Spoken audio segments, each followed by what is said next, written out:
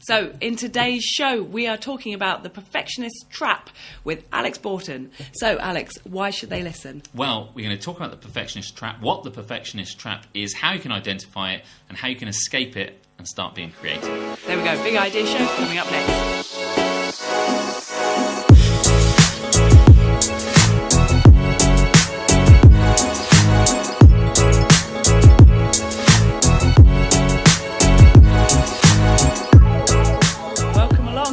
Edition of the Big Idea Show. Today I am chatting with Alex Boughton, all-round creative director, the whole lot. That's How's it going? Yep, that's really good, thank you. Good intro, right? I think that nailed me down to a T. Okay, good. Right, and of the subject of creativity, today we are talking about the perfectionist trap. So a particular issue, I guess, when you're coming up with any sort of creative idea for any creative medium.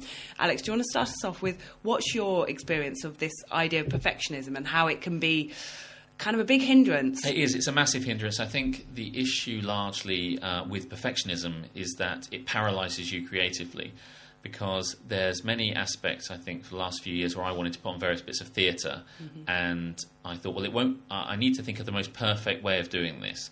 I looked at other people's theatre and other creatives' work and ways directors have done it and ways people have done immersive theatre. I thought, I want to be just like that, but if I'm going to do it, I need to emulate what they're doing, but not just in a slapdash way. I need to do it perfectly. Yep. I need to have the perfect venue. I need to have the perfect concept. It needs to be perfectly connected to the ramifications of a social concept, that theatre now should be in the present tense. So if you're doing Shakespeare, it needs to have some sort of relevance to today. But then you can keep thinking about that indefinitely. Yeah. And that's where you get into this perfectionist trap, yeah. I think. And what, as a result, you can kind of end up not doing anything at all. You don't do anything. You kind of think... I came up with an idea, actually, I think last year I think it was last year when the US elections were coming up, and at the time we didn't know if it was going to be Donald Trump or we didn't know if it was going to be Hillary Clinton, and I came up with a Macbeth idea. And the Macbeth plan was to suggest that the only way that Donald Trump could win was through some sort of supernatural means, and it was going to be a bit like an immersive version of House of Cards meets Macbeth. But it wasn't perfect in my idea, and I couldn't work out whether to do the whole thing in heightened verse, in blank verse like Shakespeare speaks, or whether I should do the whole thing without any speech at all and do it through choreography like Punch Drunk does, or whether I should do a mixture of both, or do it like House of Cards and do the whole thing in present day speech, which loses the Shakespeare. And all those ideas are all interesting, so I would think about them and think about them and think about them until I didn't do anything. Yeah.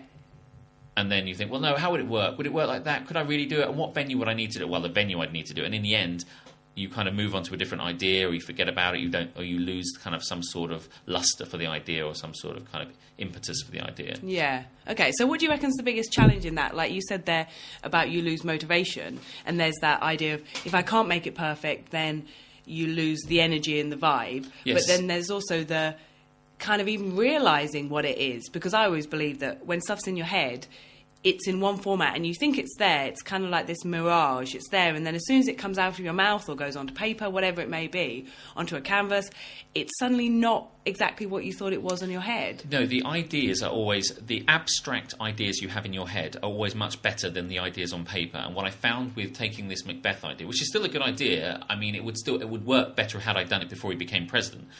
Because it would have been prophetic, if anything. And everyone would have been like, this is amazing, how did you see it coming? It could still be done. It could still be done as a concept. Even as we speak, it could still be done.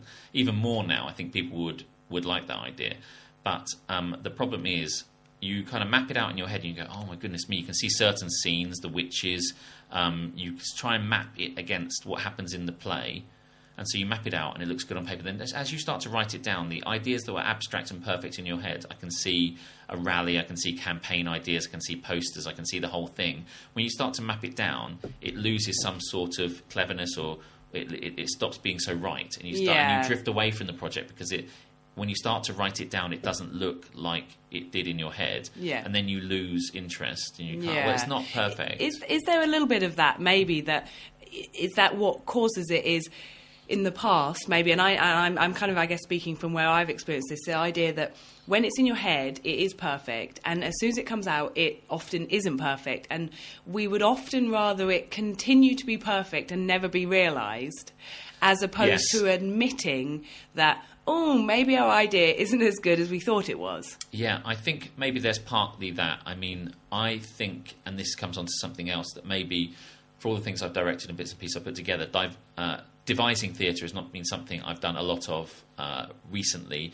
And then when I want to devise something, I want to devise something of real worth so that it could really go somewhere. But what we learn from, say, something like Perennial Cellar is that when we look at really good pieces of work, they've been worked on and worked on and worked on and worked on, and there's no shame in thinking, well, this idea hasn't come to me yet, I should work on it and work on it. Whereas sometimes you think, no, it isn't how I want it to be, so we'll start something new. Yeah. Or it's too hard or something like that. And lots of other things come into play. Yeah. But I do think you can be paralysed, because when you look at work that is ended, that is the finished product, especially say you take something like an album that you love, and you think, this is perfect, this is absolutely perfect, but you realise that the artist has agonised over the fact that they've produced it and produced it and produced it, and they've gone, okay, we're out of time, we've run out of time, this is probably going to be how it has to look now. Yeah. And if you asked any artist and probably say, what do you think about this album? They'd probably say, oh, it's not finished. Yeah. But we got it out there. But you, the consumer, think it's perfect with all its nuances and its drum beats and its various bits of production points and things, and the bits you've listened to in your car a million times are perfect for you. But the artist never thinks it's perfect. Yeah, because it's not what they initially had in their head, right? No. So, and even at that point of getting it out there, like, well, I could still have tweaked. Well, I could have still have done. And what we need to learn is that if the truth is that what we as consumers see as perfect, then we as artists should also see it as perfect and go, this is where it needs to be. Yeah, perfect in this moment. Yes. And how, we're going to kind of, I guess, come back a little bit more about that. How can we break this cycle with ourselves? But I just wanted to kind of quickly mention, I guess we're talking about this in a creative sense and for creatives, whatever creative piece of work. Yes. But I think, well, do you find it's something that's relevant outside of that sphere as well? Be it, setting up a project, setting up a business, anything really. Like, you're going to cook that perfect meal for someone. Yes. And, oh, damn, they don't have that ingredient that you wanted. Does it...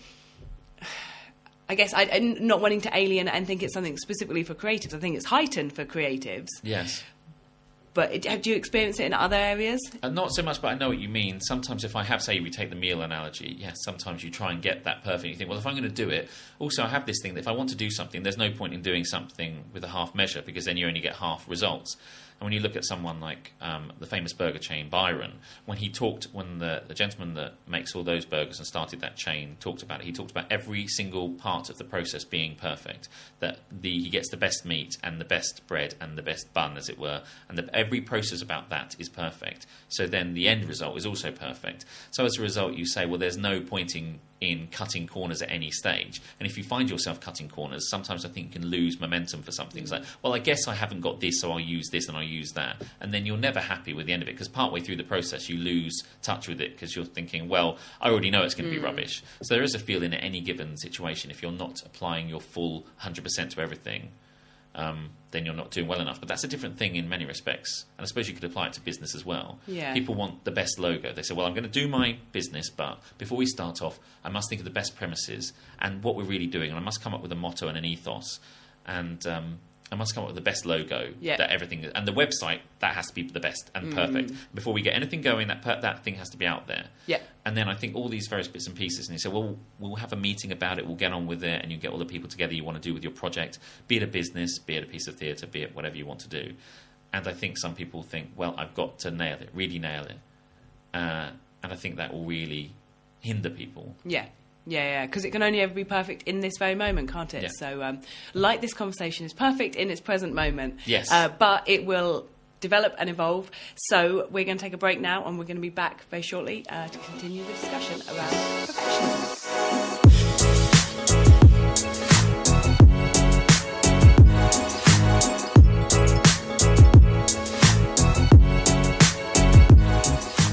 Okay, so we're back. The discussion is the perfectionist's trap. I'm here with Alex Boughton. So we were talking before, weren't we, about some of the situations and particularly how it shows up, this perfectionist trap shows up for creatives, but also in all business.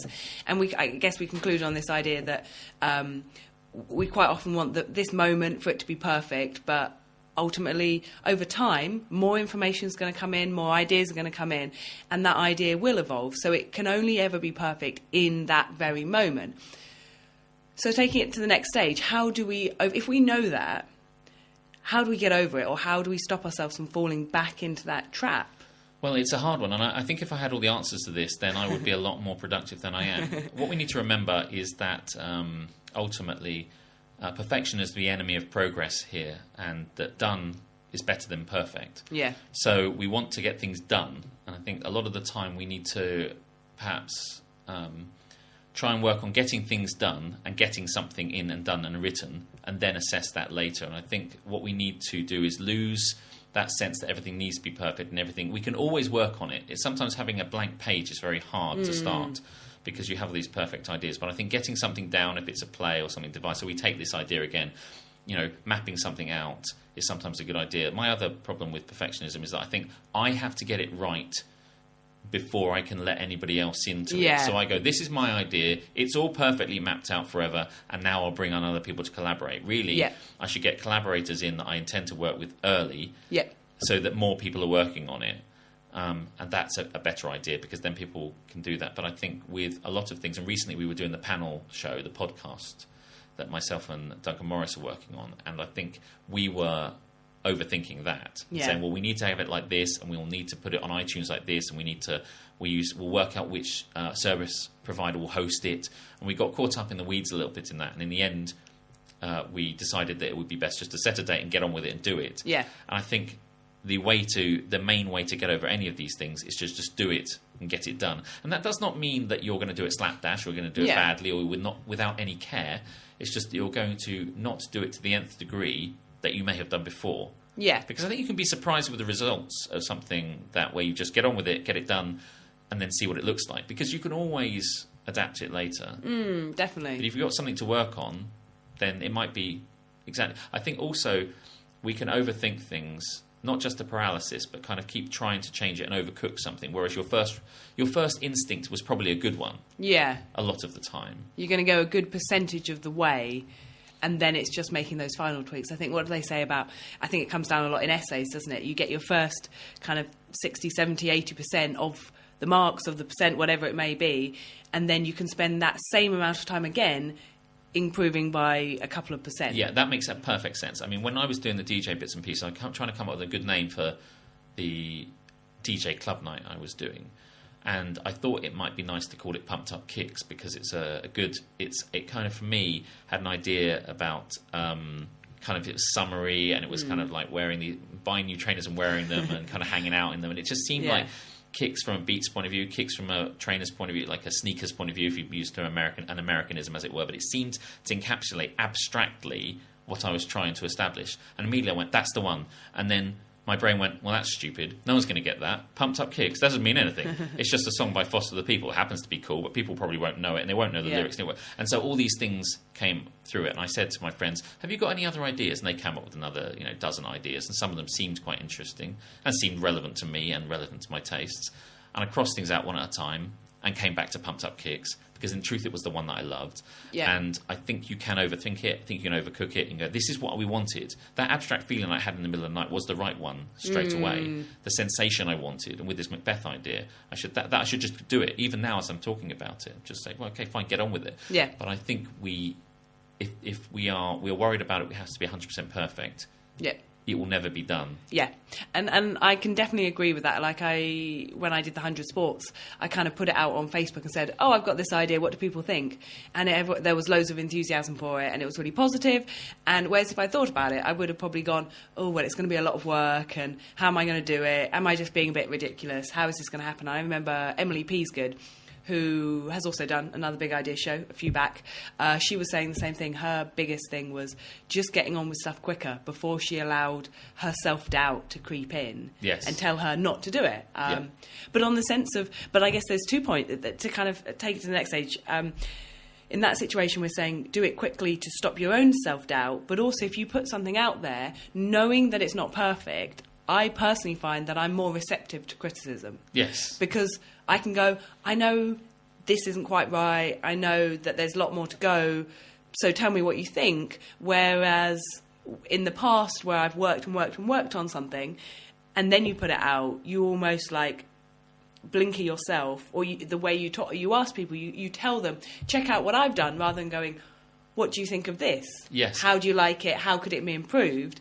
And then you learn nothing about your audience, how people receive it, because you set them up to only give them, yeah, it's great. Yes. Rather than going, it's good. It's a good start, but you know what? This could be improved. I think the other thing is that if you have nothing, then nobody can criticise it, which Yeah. we spoke about earlier. But the other thing is if you have nothing, then there's nothing for them to work on. So the idea should be that even if you give them a little bit and then change it, you could keep making it done, as it were. When we did the panel show podcast, which is only had one attempt, as it were, and I was worried because I thought to myself, well, it won't be good, I won't be funny, it won't be what we need it to be. But I also know that creative processes need to be like that. So we'll say, this will be done, the next one will also be done. We'll have a series of episodes of things that will be done in their own right until we get to where we need to be. But I was worried about criticism in a way. But I'm the greatest critic, and so is Duncan in this regard. So we know, being of the same mind largely, that we know exactly what we want to achieve, so we're very critical. But when we actually put it out there, we were pleasantly surprised by everyone's responses. And even now, people are saying, you were funny, it was funny, it is a good idea, but here's some ideas how you might change it. Yeah. And nothing was terrible, everything was fine. All our fears about it being unfunny were unfounded, and everyone thinking that people will hate it were unfounded. And now we're on a steady course to at least to move on. So now we've done one, so it's done. And it wasn't perfect, and it was still got done. Yeah. So we need to kind of compartmentalize our bits and pieces we need to do and get various things by increments done, with continuous improvement. Yeah. So is that maybe the take-home for this segment, really, that our goals and our ideas are often these huge, long, writing a piece of theatre. That's a big job, right? Rather than going or creating a successful podcast versus, I'm just going to do one episode. How can I make this one episode the best it can be? Yes. And what can I learn in that? And then move forward. And not so much milestones in terms of, goal setting, but more exactly what you said, compartmentalizing each part, and acknowledging yourself for the successes, but also, I don't want to say failures, but the learning that you can get from each single one. It's surprising that I haven't managed to mention Hamilton yet, but I was reading the Hamilton book about the process that Lin-Manuel Miranda put into writing Hamilton, and he was talking about one of the songs taking him a year to write. And this is one song on a score of like 40 or something like that, and he was saying he worked on it and worked on it and worked on it and worked on it, which is your real Ryan Holiday perennial seller. This thing needs to be crafted. And he wasn't happy with certain lyrics. He changed things. But he took a year to write a song. Yeah. And there's you thinking, I've got to get this out. I've got to get this out. But you'll realise that now, in the final resolution, one of the most famous and popular musicals of all time, it will be, and certainly now, but certainly there's a real buzz around it now. But he took a year to write that. And I'm thinking, oh, well, I better get this podcast together. Perhaps we'll knock it up in a month.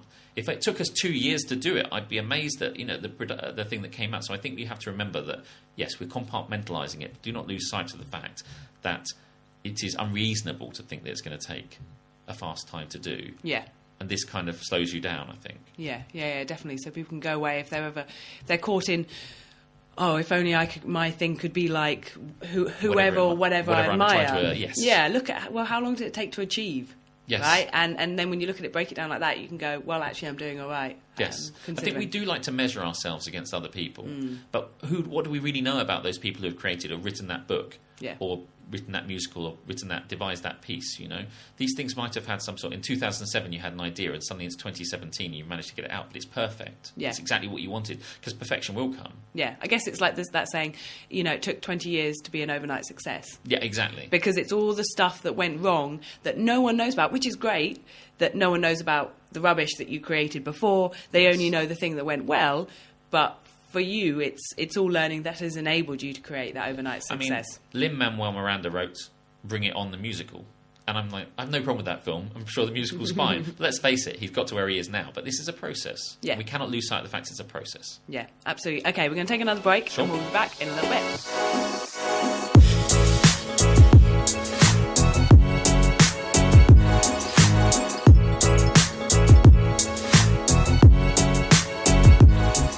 Welcome back, part 3, The Perfectionist's Trap with Alex Boughton.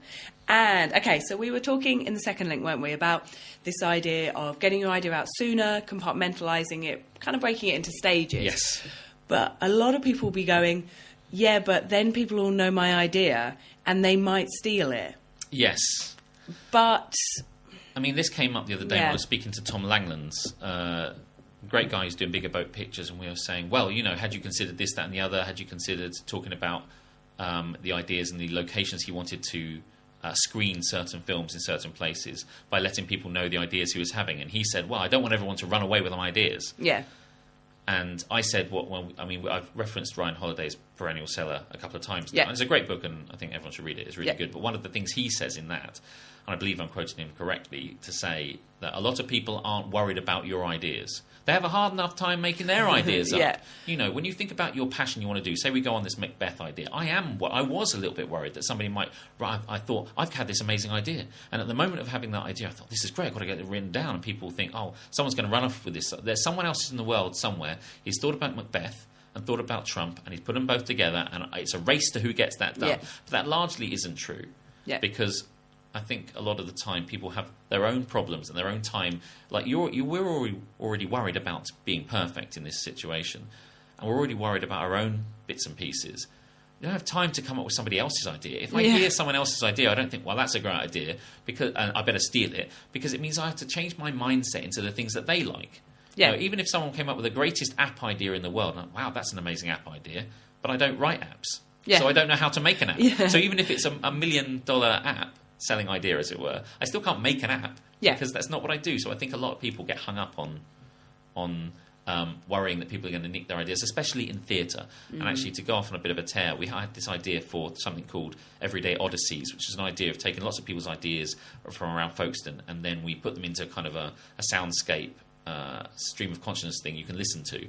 And we worked on it for a bit, but it wasn't quite where we wanted. And it ultimately paused. Maybe it wasn't perfect. Whatever happened, it didn't finish. And a couple of years later, someone brought it to Folkestone and brought it to the Quarterhouse, and they did a thing where you wandered around Folkestone and listened to the things in your head. And I'm like, that was my idea. But they didn't steal that idea. They just had another idea like it, And the world is wide enough for people to have similar ideas. Yeah, and I'm sure the way they executed it, surely it wasn't exactly how you would have executed it. It was quite close, actually. It was like you put on these headphones and you wander around Folkestone. But in fairness, they weren't Folkestonites, if you will. So they had brought it in, and I don't care about that. And also, it's like, you're not the first person, and they weren't the first person to think of this idea of putting on headphones and listening. It's like art galleries have been doing that for years, right? And, absolutely. And I think there was one I saw at the Edinburgh Festival. I didn't see it, but I heard about it, where you go in and you have a meal, and you watch people having the meal, interacting, and then you hear on the headphones not what they're doing, but a soundscape. They've already put together a soundtrack so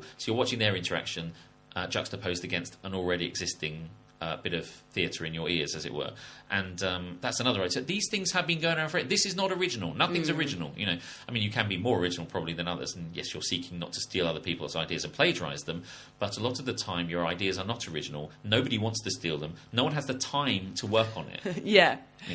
It's just absurd. Yeah, definitely. I remember being told being on a business course and being told, I was asked, has anyone else, who's your competition? Has anyone else done something similar? And I said, well, not really, not in the way that I'm delivering it. And the guy who's running it, who was like a successful entrepreneur, was like, oh, that's a shame. And I was really thrown. I was like, what? Okay. Really? You think I should have someone doing exactly? Because he was like, yeah, because then you can go and look at what they're doing, find out what works and what doesn't, find out where your idea is different, and then start to specialise and go, okay, well, they may have the same delivery. They may also be doing an app, using that example. They may also be doing an app for fitness, say, but they're targeting this audience, whereas you're targeting something completely different. The way you do it, how people feel, all this sort of stuff. It's never going to be the same, because we create things, be it a creative, particularly in creative situations, but business, anything more kind of not creative, but not that I believe that, but you know what I mean, it's all there, and it's unique to you and your life experiences, it is. Right? We are the sum of our experiences, and every single part of you and the process comes out of that and is ingrained in that. And I think that if people think that if I wrote it all down and then I had all these ideas and then I left it on a table somewhere in a coffee shop and then someone took it, they would only be their version of that, and it wouldn't be right. And they would not also have a zest and an interest for the project, because they would have no more interest. The people think about stealing ideas because they think it's going to make money. That's the main thing. If I wrote this play, nobody would pick it up and think it was any good. If they would never steal it if they didn't think they could monetize it effectively. If there's no actual financial gain to doing it, no one would bother stealing an idea just for the hell of it, just for the kick of doing it. They'd only steal an idea, I think, in people's heads if they think there's that fact that you would be getting $1 million and now I'm not because someone stole it. That's largely not the case. Yeah, because the number of it sounds mean, but to say like ideas are cheap. Like how many ideas do we as individuals come up with? And the bit where it becomes successful to the point where someone might want to steal it is when you've proven that idea, you've refined it over time, you've got an audience. Yes. And I think I think the discussion we're having here is very different from, setting up your business. Maybe you've got some IP or some patents or whatever, something that's really unique, and you've proven you've spent years building an audience, and then you go and tell your business plan and exactly how it works. It's very different from, I guess, what we're saying, which is when you're at the early stage, before it's a thing, get it out, because it's not a thing yet. It's just an idea. It's not a business. It's not a work of art yet. No. And I think we do have lots of ideas. Like I've had loads of ideas this year of things I want to do, and they're all waiting to become reality.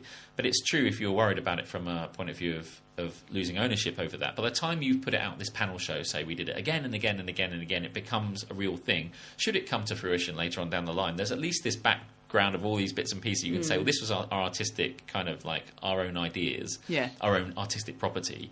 And you can always say this was where it was if you needed to get into some sort of big legal battle about something like that. You could always say, well, look down the line of all the creative bits and pieces. I've never, ever got into this, and this has no legal backing whatsoever. But one would imagine that if you got 3 years, 4 years down the line, and someone said, well, I had that idea, and they'd say, well, we can trace this back, and this is how it works. But largely, nobody really wants to do this. Yeah. I don't think. Yeah. Until suddenly, by the time it's worthy of stealing, it's probably already existing in its completed form. Yeah. And it's the same with Hamilton, I'd imagine. It started out as a kind of a concept album, let's do this for a bit of fun. It was never going to be a musical. It was only ever going to be a kind of a hip-hop kind of like bit of a kind of like a concept CD, as it were. And then it just grew into something else. And by the time it was successful. So then you were like, we're done. You know? So I think people need to worry less about. Yeah. I think concentrate on having an idea and developing it. No, if you're constantly looking over your shoulder, it sounds like a way to procrastinate, frankly. Yeah, definitely. Okay, so kind of parting words. We had that. We've got one right there, which was focus more on doing and less about worrying about.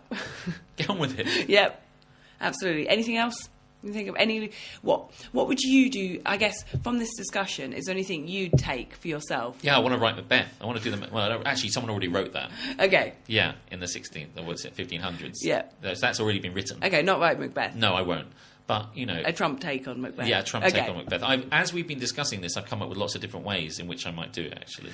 And not all kind of lampooning. And this is kind of maybe the point, isn't it? But the process of us speaking about it now.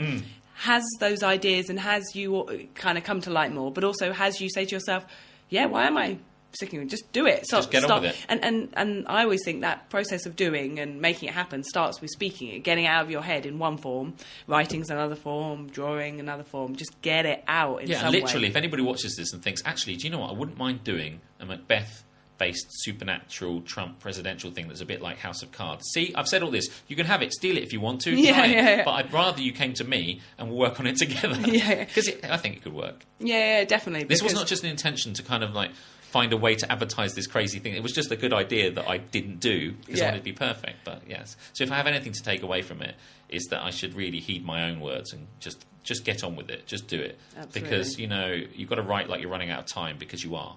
So get on with it. There we go. A sneaky little Hamilton quote thrown there. How could you not put that one in? I know. Can't get it past you now. No, absolutely. Okay.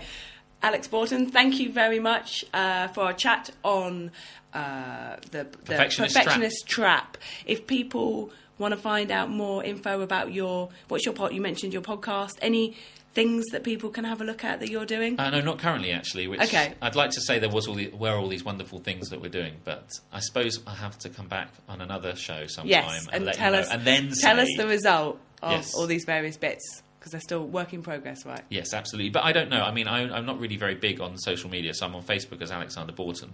But if you are that sort of person, yeah, come and find me and we'll chat about it. And then maybe next time there'll be this amazing... So we'll get both, you know, whoever you're collaborating with, we'll get you both on. Yes. And then we can hear about how you overcame the perfectionist trap. Yeah, that would be amazing. Wouldn't that be perfect? That would. Right. Perfect loop. Right. Thank you very much, guys. Bye.